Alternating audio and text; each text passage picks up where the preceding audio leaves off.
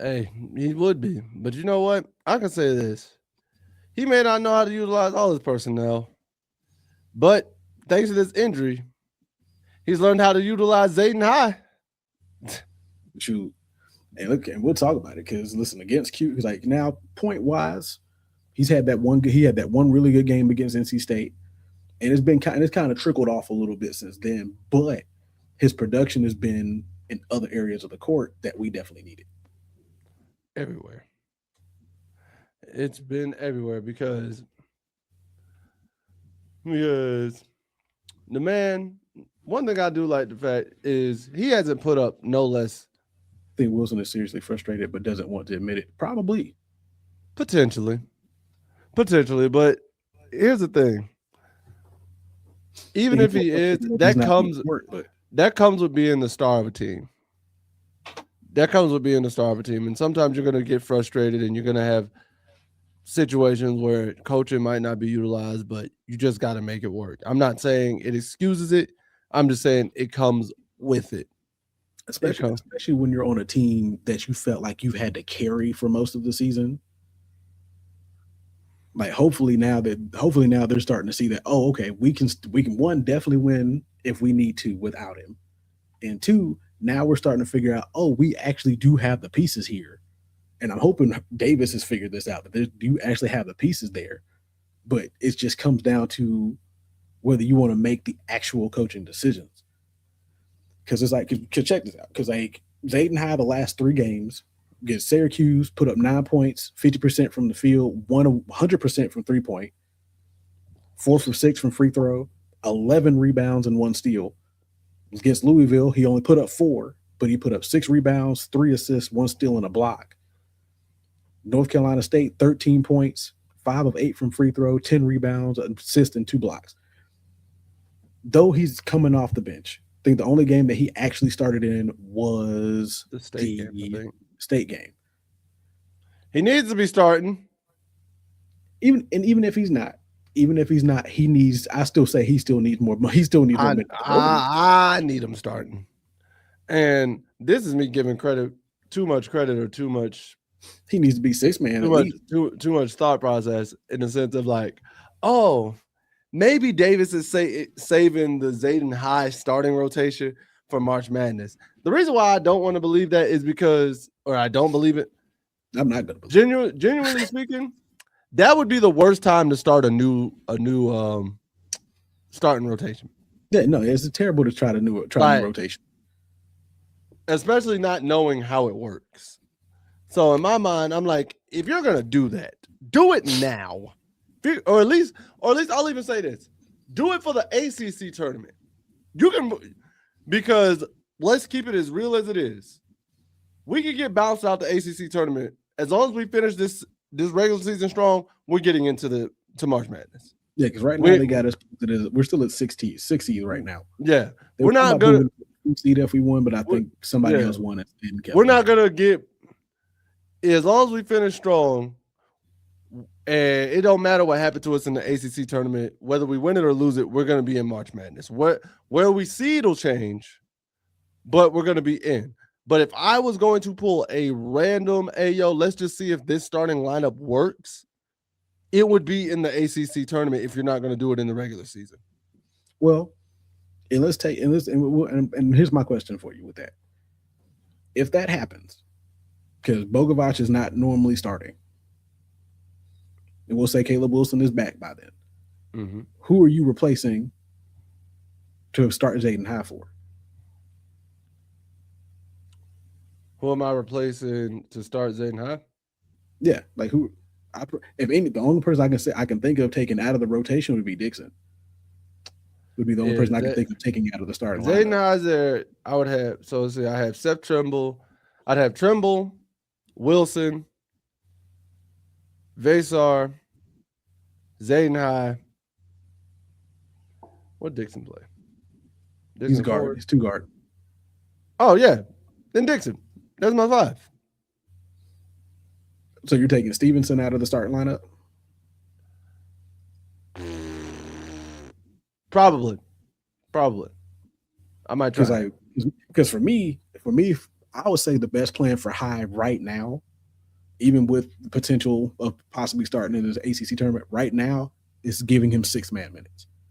Now I'm not Remove, agreeing. We both agree he we definitely deserves disagree. minimum 6-man minutes. I'm Yeah, saying yeah, we're I not want to disagreeing on see. I want to see how the start does. How how does, because I feel like we're gonna be forced into a situation where he gets 6-man minutes. But it. He's gonna have to. how does the flow work if it's Dixon, Trimble, Vasar, Caleb Wilson, and Zayden High on the court? How does that work? Like, how does that look? I would Because say, I would say start him against Clemson. Start him the Clemson game. Take Bogovac out the starting lineup. Put him in for the Clemson game. Keep him in the lineup when Caleb comes back. For I say first game of the tournament. Like take Dixon out or Stevenson. I'd probably keep Stevenson in. I'd probably take Dixon out and because the move good on. part is because the good part is you're not losing any height or anything if you put Zayden High in the game. The only thing you're doing, Like, I will probably say, gaining height actually. the only thing I would say is Stevenson's a better 3-point shooter. Stevenson's a way better 3-point shooter than Zayden High. Zayden High lives close. What I would do, I would take Dixon out, put Dixon at 6-man. Starting lineup would be Trimble, Stevenson, Wilson, High, Vassar. So 1 guard, 3 forwards, and a center. Essentially, because like I said, because Stevenson can play high. He doesn't always have to be on the block. He can play a 2 guard if needed to, because he plays more three. He plays more three anyway, as of right now. I can Sure, see he's that. a little bit more, but he plays more of a 3 guy. He plays more of a 3 small forward game anyway.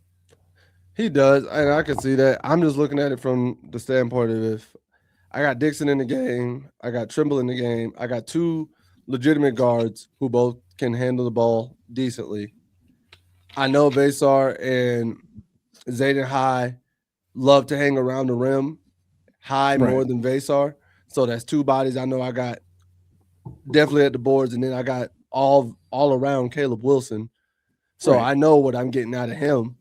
And then in the event, I can go 3 out, 2 on the block, and I can make it work.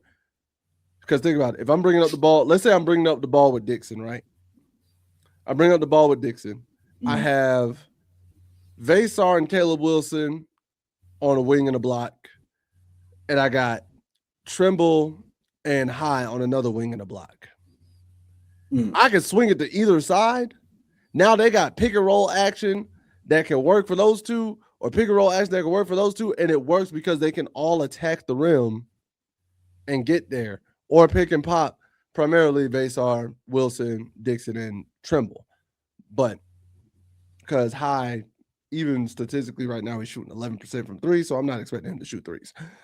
Well, yeah, I think at max he shoots 2, maybe 3 threes a game, if anything. But they're like wide open, or maybe desperation. Yeah, so they're like wide open. They're wide open.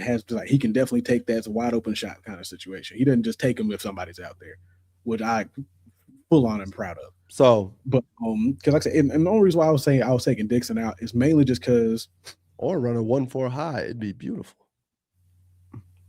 Could be nice. That was the reason why I was taking Dixon out, because Stevenson or Wilson can bring the ball up the court. Because now you have a full lineup of people who can attack the rim. Mm-hmm. He's like, yeah, taking Dixon off the court removes a shooter, but in these situations, early on in the game or in crunch time, I want you to be able to control the rim. I want you to be able to control the rim, but I also want to be able to have my shooter in rhythm. Because sometimes the worst thing that you can have is a shooter who hasn't gotten a touch for a good amount of time, and then you ask him to come out and shoot it, unless he's J.R. Smith off the Henny, contested every time. Because J.R. could just come off of it like that.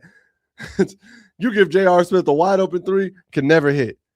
Give that man a contested 3 that makes no sense.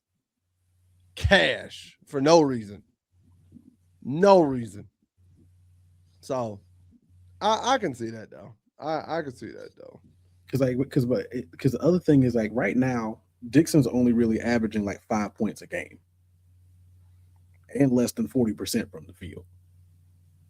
So me taking him off the court isn't really hurting me that much. I will say I'll agree with you due to the fact Because I that can I'm because I looking can at get his I can get Wilson, Stevenson, and Vasar in rhythm to shoot threes if necessary. let's see, because I'd rather just I'd rather even not, just but even in like Dixon's recent game log, and this is going from Louisville back. 7 points, 7 points, 5 points, 3 points, 2 points, 8 points, 8 points, 5 points. This man has not had a double-digit game since we played Virginia back at the end of January. And here's the bad part. He had 3 straight games of double digits. Virginia, Notre Dame, Cal. Then 0, 4, 3, 0, 2, 3, 7, 3.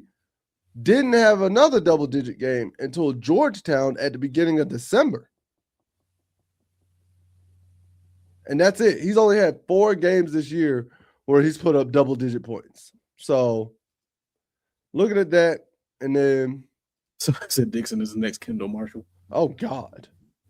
You know what? That's okay.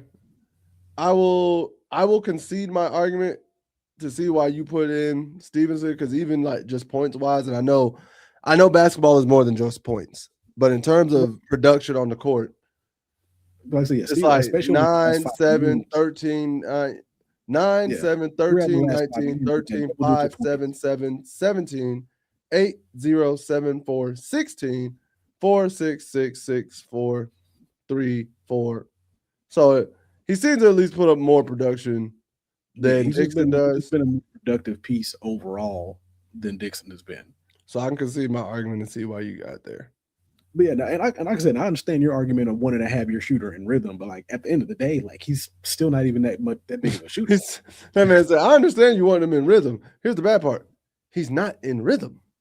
Ever. He's not in rhythm. Man hasn't been in rhythm in over a month.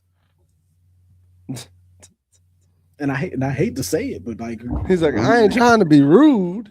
Like, I ain't trying to be that guy. However, because I'm not saying he don't do his part from what we need him to do his part, but it's like